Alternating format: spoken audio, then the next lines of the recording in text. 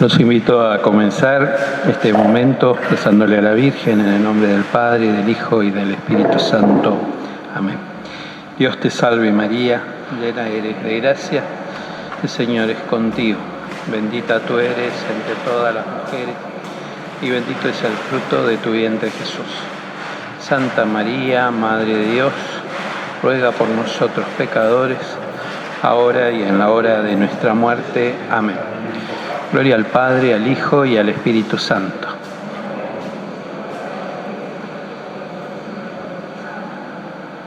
San Ignacio de Loyola ruega por nosotros. En el nombre del Padre, del Hijo y del Espíritu Santo. Amén.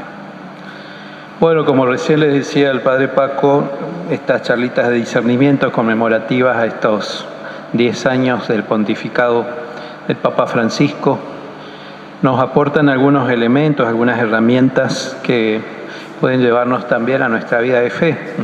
Vamos a ver ahí que el discernimiento es un acto responsable en nuestra vida de fe y que muchas veces o lo tenemos como muy alejado de nuestra vida o pensamos que no lo tenemos que hacer o que no estamos capacitados o que es ajeno a nosotros, o a veces incluso puede venir hasta, uno diría como una tentación, uno maquilla su falta de deseo de discernir con un pseudo respeto o devoción a Dios. Y entonces uno a veces se construye un poco una imagen de un Dios guionista, un Dios que va haciendo las cosas, que uno va viviendo de acuerdo a los acontecimientos, de acuerdo a cómo me pinta, como dicen los jóvenes muchas veces, o a lo que venga. Por eso creo que el Papa elige esta catequesis sobre el discernimiento en un contexto también de las audiencias generales de los miércoles, donde ustedes saben que hay una catequesis que desarrolla el Papa históricamente sobre distintos temas. Y esta catequesis, el primer encuentro fue el 31 de agosto del año pasado, donde el Papa presenta este tema y comienza con lo más básico, que es ¿qué significa discernir? Bueno, discernir es distinguir. Distinguir, discriminar en un sentido positivo, es decir, separar de uno de lo otro. También habría que agregar que se disciernen entre cosas buenas, es decir, no se discierne entre algo bueno o algo malo porque ahí uno sabe lo que tiene que hacer. Pero el discernimiento, dice, es un acto muy importante que concierne a todos, porque todos hacemos elecciones a lo largo de nuestras vidas, todos elegimos. Pero al discernir o en el discernimiento cristiano se concreta nuestra relación con Dios. Es decir, el discernimiento establece también desde dónde nos situamos con Dios. ¿Quién es Dios para mí? Vamos a ir viendo ahí algunas herramientas, algunos elementos en esa relación con Dios que nos pueden ayudar también a ver al discernimiento como justamente esta relación. Dice, el discernimiento, decía entonces, se presenta como un ejercicio de inteligencia, habilidad y voluntad. Ahí se combina inteligencia, la habilidad y la voluntad.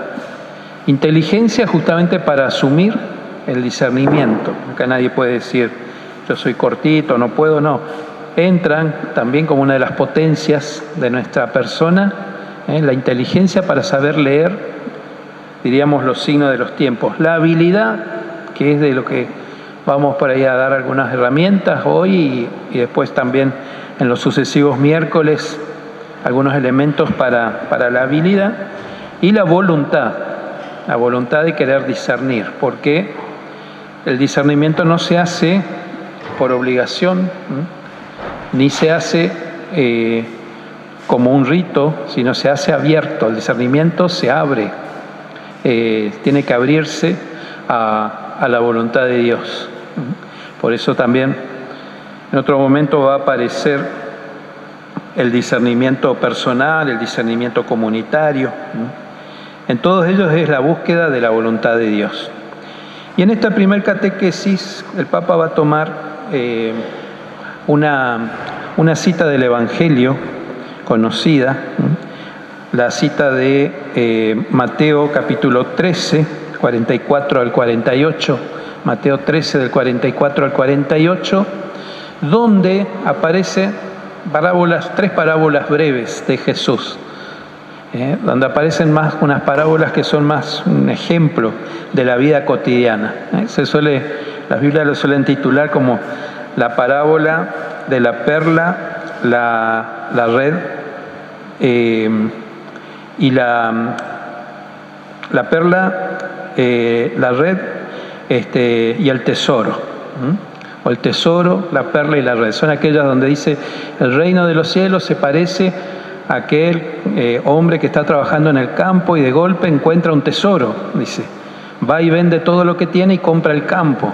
Después dice también Jesús: el reino de los cielos se parece a aquel pescador de perlas que distingue y saca la perla más valiosa y se alegra por eso.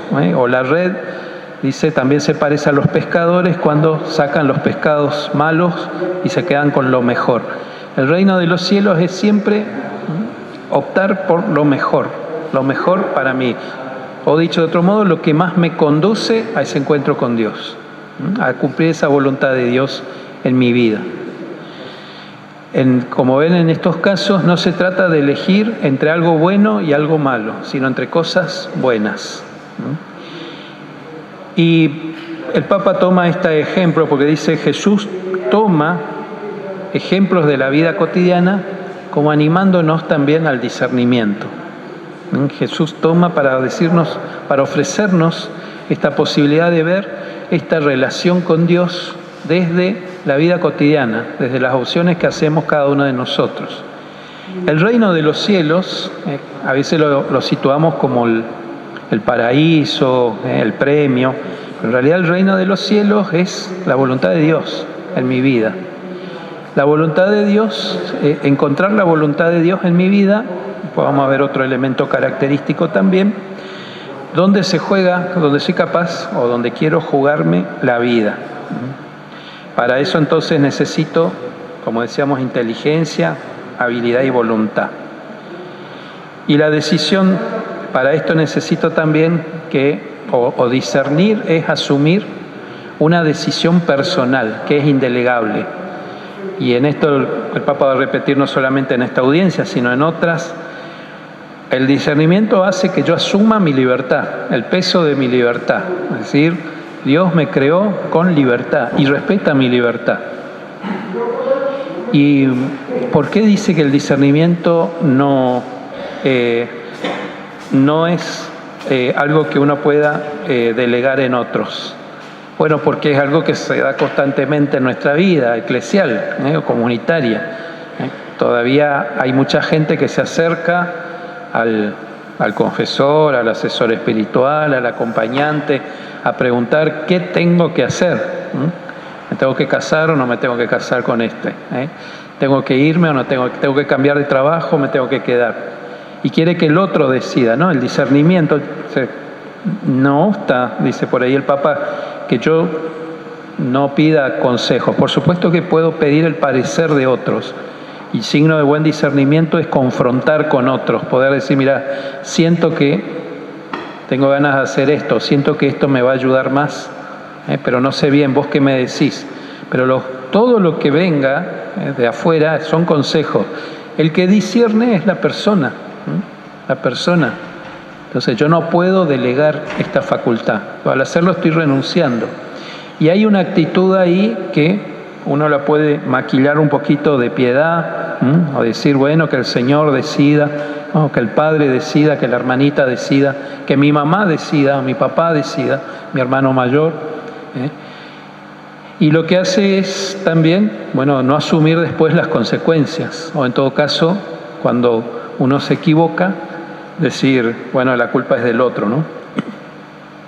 Algo que también puede tranquilizar mucho en el discernimiento es que tenemos derecho a equivocarnos. A diferencia de los animales, dice Francisco, tenemos derecho a equivocarnos. Tenemos derecho a elegir mal y volver sobre nuestros pasos. Y eso también se transforma en una experiencia de discernimiento. Después también vamos a ver el tema de la lectura en la vida. Y un elemento muy importante dentro del discernimiento, que va a ayudar a veces, digamos, a poder distinguir. El elemento de los sentimientos, sobre todo la alegría. La alegría, o llamado también por San Ignacio en los ejercicios, la consolación, que es esa alegría profunda, es un signo distintivo que confirma el discernimiento.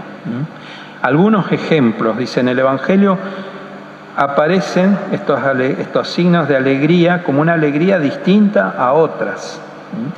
La alegría para dejar todo, la alegría del que encuentra el tesoro y que vende todo para comprar el campo, la alegría para quedarse con la perla, la alegría para elegir el mejor camino. Y acá va a tomar también la cita de, por ejemplo, del Evangelio de San Juan, capítulo 1, 38, que es ese llamado a los primeros discípulos.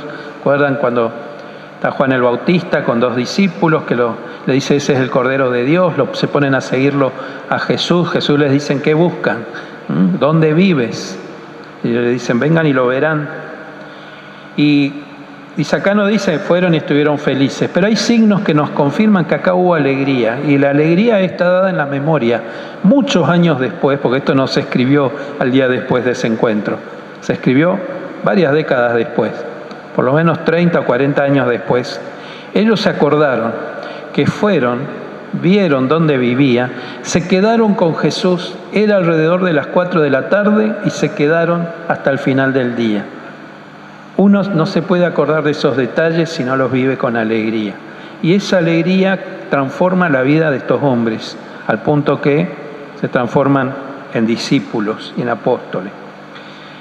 Bueno, la alegría también, la consolación muchas veces en las decisiones tomadas es confirmatoria dentro del discernimiento, o sea, buscar la consolación. Y después vamos a ver algunas características de esta consolación. Entonces, discernir ciertamente significa un esfuerzo, pero asumimos, como decía, este peso de la libertad. ¿Cómo se da más o menos, dice Francisco, cómo sería esta relación con Dios desde el discernimiento? El Señor nos da una misión, un sueño, un deseo que nos planifica. Y el hombre decide qué decisión tomar. Y va siguiendo qué es lo que más, primero, ir conociendo ese sueño de Dios en mí, y qué es lo que más me acerca a ese sueño de Dios en mí. Lo que llamamos también la plenitud. ¿Qué es lo que más me plenifica en el seguimiento al Señor, en la voluntad de Dios? No es un guión. No es una historia, un destino ya escrito. Vieron que se nos cuela, era su destino. Tenía que ser así. Ya estaba escrito. No está escrito nada. Hay un protagonismo central de la criatura con su creador. El creador realiza un plan con esa criatura. Y la criatura puede no seguir ese plan. Y eso no es una condena, no es un pecado. Sí hace que al alejarme de ese plan me pierda la oportunidad de planificarme, de ser más yo mismo, de vivir con toda la intensidad mi identidad esencial de criatura, de hijo de Dios. Para eso discernimos. En definitiva, uno podría decirlo también, discernimos para ser felices, para encontrar la felicidad. Aunque esa felicidad a veces tenga un camino distinto al que lógicamente podríamos descubrir. Después, en la otra audiencia nos va a dar un ejemplo concreto. Pero se cerraba esta audiencia, dice, con algunos requisitos que se van a ir trabajando. Requisitos para el discernimiento. Que yo me conozca.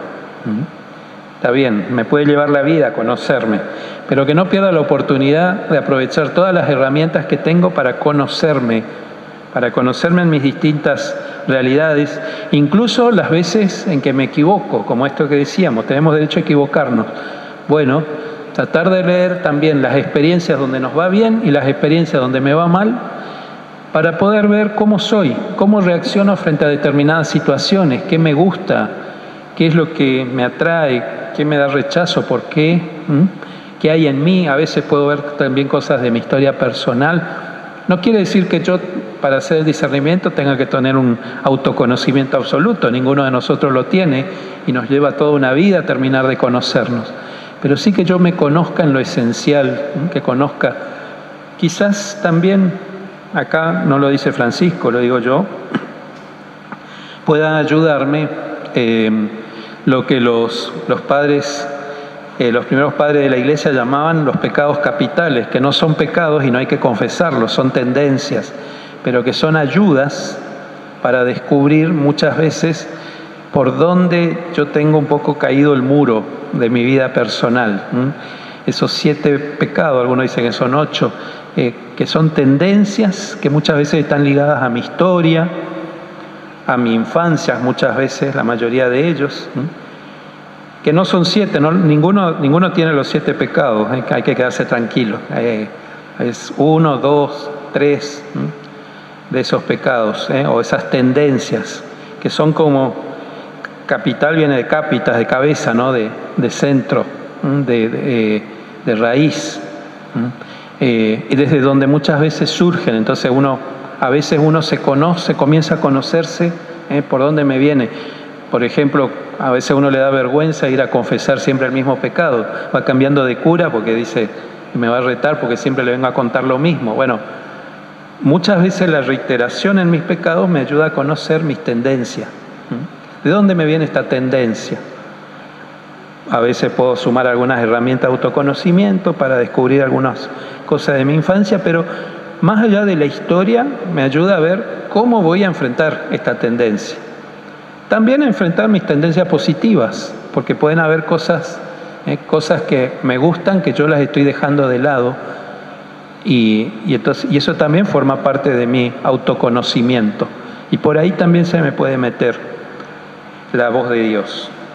Entonces, un primer requisito, que me conozca, que yo sepa lo que es bueno para mí aquí y ahora. O sea, cada uno sabe dónde está parado. Entonces, ¿qué es lo que a mí más me ayuda en mi momento, en el momento en el que estoy, que yo pueda conocer?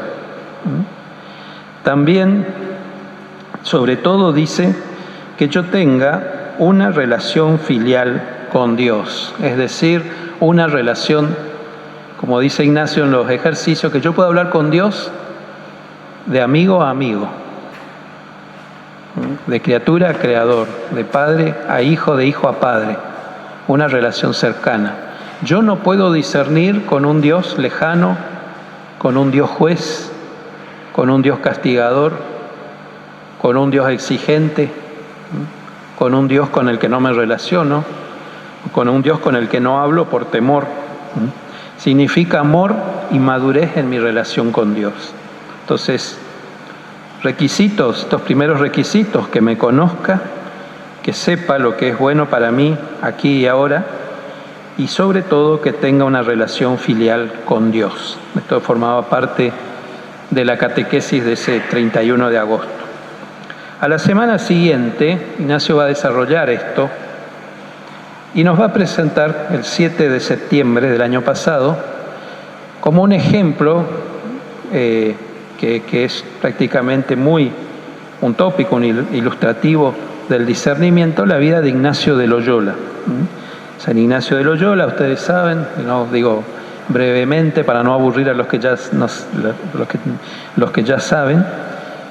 Ignacio de Loyola era aquel caballero, no era caballero, era un joven que quería ser caballero, joven que se crió en un ambiente real, en una familia real, tuvo una formación y él quería ser caballero.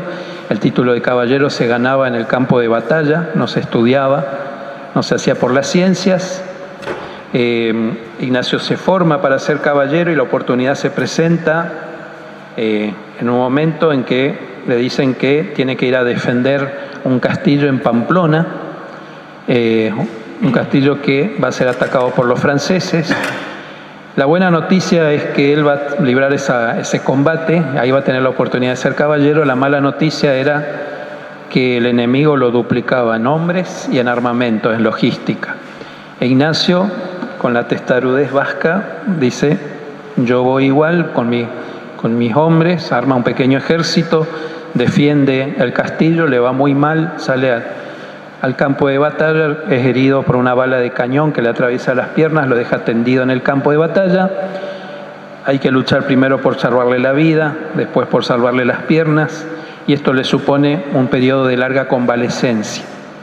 En ese periodo de larga convalecencia, Ignacio quiere ser caballero todavía y pide libros de caballería, que en la casa no hay. Y solamente hay libros de historias de santos. Y ahí se da, al leer esos libros, Ignacio empieza a distinguir dos sentimientos. Un primer sentimiento dice, cuando yo leo historias de caballero o de caballería, siento alegría, siento entusiasmo, pero se termina cuando cierro el libro. Cuando lee historias de santos que no las quería leer, que eran aburridas para él, sin embargo, cuando lee, empieza a sentir un entusiasmo, deseos de imitar la vida de los santos, la vida de Cristo, y ese entusiasmo le sigue durando después de terminar de leer. O sea, le dura mucho tiempo en el día, con lo cual hay un sentimiento breve y un sentimiento más profundo y extenso. Y ahí él comienza a darse cuenta que hay algo que es más profundo, y que el otro es un buen deseo, no es malo, pero que es breve, no lo conduce a una transformación, un cambio, y además lo sigue instalando en su mismo deseo de ser caballero, no cambia nada en él. Lo otro sí, le mueve a cambiar, a tener grandes fines, a una vida de conversión, a hacer cosas, lo saca de sí mismo, al punto que cuando termina su tiempo de convalecencia, él ya no quiere ser caballero, quiere ser peregrino, y comienza su peregrinar. Va a la Virgen, le entrega sus armas, hace su vela de armas, y comienza toda una etapa de crecimiento espiritual, de oración, y donde va a empezar a trabajar estos sentimientos. Este sentimiento prolongado, después en los ejercicios, en las reglas de discernimiento de la primera semana, Ignacio va a llamar consolación a ese sentimiento profundo, prolongado, donde hay, dice, un aumento de fe, de esperanza, de amor, donde es más fácil rezar, donde uno siente entusiasmo.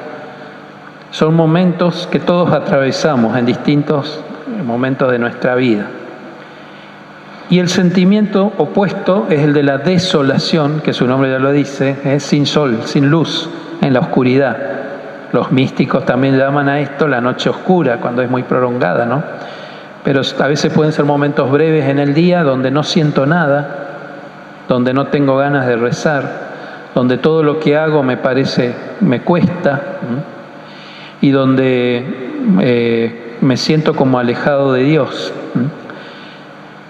Más allá de sus variantes, ninguna de los dos estados, los dos sentimientos son estados del alma. Y en ninguno de los dos yo soy ni culpable ni causante. Puedo ser causante, puedo haber hecho cosas, pero básicamente es como el estado del tiempo climático. Un día llueve y otro día sale el sol. Así también atravesamos, es decir, la desolación no es un castigo, la consolación no es un premio. Por supuesto que yo tengo que buscar la consolación, y si no busco la consolación, lo más probable es que caiga en la desolación. Para la desolación tenemos la receta cómo fabricar. Es fácil fabricar la desolación. Uno empieza a pensar en dolor, en tristeza, en lo que quiera, y se desola rápidamente. La consolación no la podemos fabricar. Yo puedo ponerme positivo, puedo pensar en cosas lindas, y si no estoy consolado, no estoy consolado. Es una gracia de Dios. La consolación es una gracia de Dios. yo no la puedo fabricar. No hay forma. Entonces, por eso decíamos también, o decía Francisco en el anterior encuentro, la alegría como elemento distintivo, fundamental dentro del discernimiento. La alegría confirma mi discernimiento. Y en esto dice, es fundamental, dice Francisco, escuchar el corazón. Ahí hace como un comentario sobre nuestra vida, dice que el hombre, la mujer del siglo XXI es experto en escuchar, escuchamos todo, escuchamos la radio, la tele, la música, todo lo que hay a nuestro alrededor, somos capaces de percibir muchos sonidos, pero no nos escuchamos a nosotros mismos muchas veces, no escuchamos el corazón, nuestro corazón, no es para ponerse un estetoscopio, sino para escuchar nuestros sentimientos. Dice, nos cuesta escuchar mis sentimientos, reprimimos muchas veces los sentimientos, no nos escuchamos. Y en el discernimiento necesito escuchar mis sentimientos, necesito escuchar qué estoy sintiendo, cómo me siento.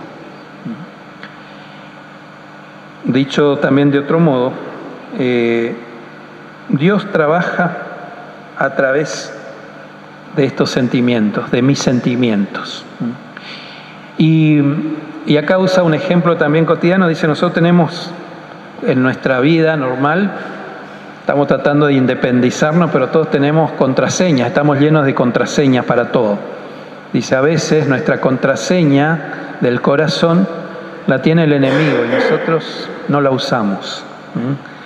Bueno, tiene que ver con esto de conocernos también. Entonces, el discernimiento es la ayuda para reaccionar, para ver las señales con las que Dios interviene en situaciones imprevistas. Por ejemplo, para Ignacio fue imprevisto que no hubiese libros de caballería en esa casa. Bueno, fue imprevisto por más que era perfectamente calculable y lógico que fuera derrotado en la batalla. Para él fue imprevisto esa derrota y tantos meses en la cama de reposo. En esos imprevistos Dios trabaja. En los momentos imprevistos Dios toma, los produce a los imprevistos, no. Trabaja dentro de los imprevistos. Aquellas cosas que no esperamos en nuestra vida, ahí muchas veces Dios trabaja. Entonces, también dice, conviene estar muy atentos a los imprevistos en nuestra vida. Ignacio va a vivir muchos imprevistos en su vida, incluso en su vida de conversión. Va a querer ir a Tierra Santa y no va a poder, va a querer vivir en Tierra Santa, no lo van a dejar. Va a querer ser misionero y no va a poder, lo van a elegir para que sea superior general y esté encerrado en su despacho en Roma, escribiendo la Constitución, escribiendo las cartas. O sea, todo lo que uno podría decir, sus deseos son... todos no, muchos de sus deseos son coartados por imprevistos. Pero acá se va a jugar también la palabra deseo, que ya la va a trabajar también Francisco. Entonces, escuchar y conocer el corazón es fundamental, dice Francisco, para hacer un buen discernimiento.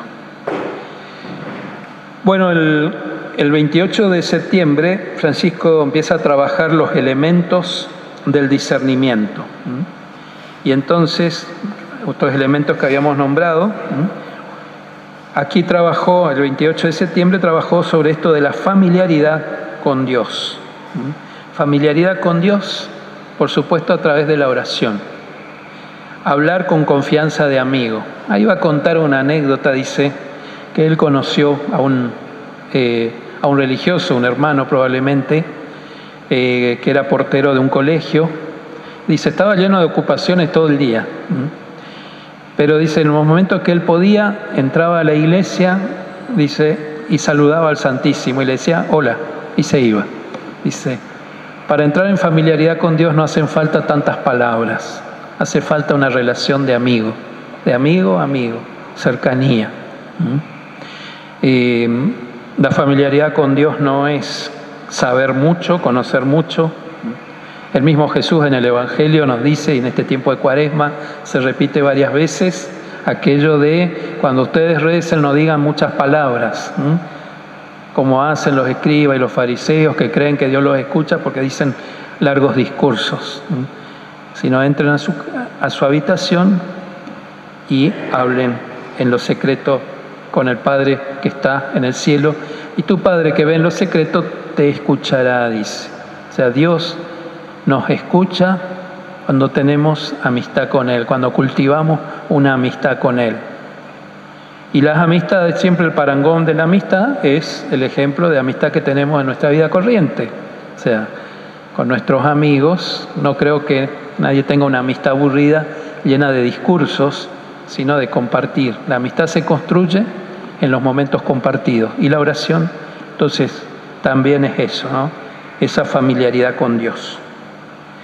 El otro elemento justamente del discernimiento lo va a trabajar ya el 5 de octubre, que es esto del conocimiento de mí mismo, ¿no? Un poco acá salía lo de las contraseñas del corazón. A la semana siguiente va a hablar del deseo. Acá va a hacer Francisco toma un ejemplo, dice del italiano, el deseo, viene del latín decidus, que quiere decir falta de estrella. ¿Qué tiene que ver la estrella? La estrella en el sentido de los navegantes, que era la guía que orientaba a los navegantes. El deseo es justamente buscar la estrella que me conduce. ¿Para dónde voy? ¿Qué es lo que deseo? Y el deseo me lleva al deseo más profundo. Ignacio trabaja mucho el tema del deseo en los ejercicios. Él quiere que el jesuita sea, o el hombre y la mujer que pasen por los ejercicios, un hombre y una mujer de grandes deseos, dice. A veces pensamos que entrar en una vida de conversión es renunciar a lo que deseo. No, hay que ordenar los deseos como los sentimientos. Pero alguien que no tiene deseo no sirve, simplemente. Y el deseo, los grandes deseos, muchas veces están ocultos en los pequeños deseos. Todos deseamos, ojalá, muchas cosas. El deseo no es la ocurrencia del momento, dice Francisco. Pero los deseos cotidianos muchas veces pueden tener su raíz en un deseo más profundo. Y ese deseo más profundo es el que queremos conocer. Los deseos cotidianos muchas veces no son duraderos. Los grandes deseos sí. El gran deseo de nuestra vida es duradero. Entonces, ¿cómo darme cuenta si lo que estoy buscando es una invitación de Dios o no? De acuerdo a la duración de mi deseo y a las herramientas que voy poniendo para alcanzar ese deseo. Si yo deseo ser voluntario en una obra, o deseo dar mi tiempo en un servicio a la sociedad o en una entrega, o deseo una profesión para servir, ir revisando cómo va ese deseo en el tiempo y qué herramientas voy poniendo para alimentar ese deseo. Porque a lo mejor pasan 40 años y yo sigo diciendo que deseo lo mismo, pero no moví un dedo para eso. O a lo mejor me olvidé. Hoy quise ser misionero en el África y mañana me preguntan, ¿y cómo va? ¿De qué me estás hablando? Me olvidé del deseo. Ese no es un deseo profundo, son deseos pasajeros, aunque a veces pueden ser intensos, pero no son duraderos. Los deseos que no son duraderos no son deseos del corazón. Y hay que saberlos reconocer, no hay que asustarse. Hay que saberlos distinguir e ir quedándonos con el deseo más profundo. En el Evangelio, por eso, la mayoría de las curaciones que hace Jesús siempre pregunta, ¿qué quieres que haga por ti? ¿Quieres sanarte? ¿Qué buscas? Siempre está la pregunta de Jesús. A veces, como el caso del ciego de Jericó, es obvio que el ciego quiere ver, pero Jesús le pregunta, ¿qué quieres, Señor, que vea? Un deseo profundo. en aquel paralítico de la piscina de Siloé que tenía muchos pretextos para no tirarse a la piscina. ¿Qué quieres? Y este hombre descarga todos sus pretextos para no tirarse a la piscina, para no animarse a la piscina, hasta que finalmente Jesús logra que saque el deseo más profundo, que era el deseo de ser sanado. Entonces, una gracia a pedir, dice Francisco, es que yo crezca en mis deseos. A lo mejor hay alguien que dice, pero yo siento que no tengo deseos, entré en caos, en crisis, no se preocupen, también hay una respuesta. Ignacio dice que cuando no hay un deseo, yo tengo que desear eso. Y si no, pedir el deseo del deseo. Y a veces es una cadena interminable. Pido el deseo de desear este deseo. O sea, que yo tenga un deseo en mi vida. Descubrir ese deseo, porque seguramente ese deseo lo tengo, pero no lo estoy pudiendo encontrar. El deseo más profundo, vital en los ejercicios espirituales. Y finalmente, y con esto vamos a terminar la audiencia del 19 de octubre del año pasado, en esto del autoconocimiento, también como elementos del discernimiento, dice saber leer, dice Francisco, un elemento fundamental del discernimiento es saber leer el libro de mi vida, es decir, las experiencias de mi vida. Muchas veces, mucha gente espera el último instante de su vida para leer su vida. O nos animamos porque supuestamente en el último minuto de nuestra vida se nos proyecta la película de nuestra vida. No esperar ese momento. Todos tenemos una vida, todos tenemos nuestra propia historia de salvación. Es un lindo ejercicio poder hacer o leer mi vida e ir leyendo los acontecimientos de gracia, también los de pecado que estuvieron acompañados por la misericordia de Dios en mi vida, y desde ahí también ir encontrando con qué Dios me fui encontrando en mi vida. Poder leer el libro de mi vida. No hace falta escribir las memorias, pero sí uno puede ir como reflexionando. Benedicto decía, una experiencia no reflexionada es una experiencia no vivida, ¿no? Y a veces es como que hemos tenido muchas cosas en nuestra vida de las que no tomamos conciencia. Incluso ahí cuenta Francisco de alguien que conoció, que decía que no servía para nada, que todo le salía mal. Dice, y era alguien que había hecho grandes cosas y que había recibido grandes cosas en su vida. Y tenía una imposibilidad para leer esos acontecimientos en su vida. El día que pudo leer eso, no solamente siguió haciendo grandes cosas, sino que además siguió haciendo mejores cosas, pero sobre todo fue feliz. Entonces, poder leer el libro de mi propia vida, releer mi historia de salvación, leer los acontecimientos de mi vida, releer los signos, los acontecimientos de gracia en mi vida, y poder también ir descubriendo quién soy yo, cuál es mi historia y hacia dónde el Señor me invita en el discernimiento. Bueno, hasta acá esta noche. Continuará el próximo miércoles con alguien más divertido. Muchas gracias por la escucha. Desde el Padre, del Hijo y del Espíritu Santo. Amén.